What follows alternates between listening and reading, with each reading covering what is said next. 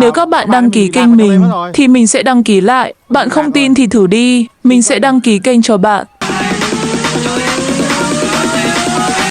Lạc rồi. Không biết ra kiểu gì giờ, trong cái định vị sóng điện thoại không có. Lạc rồi. Ôi giời ơi. Bốp len. Ghê bốp len. Lạc rồi.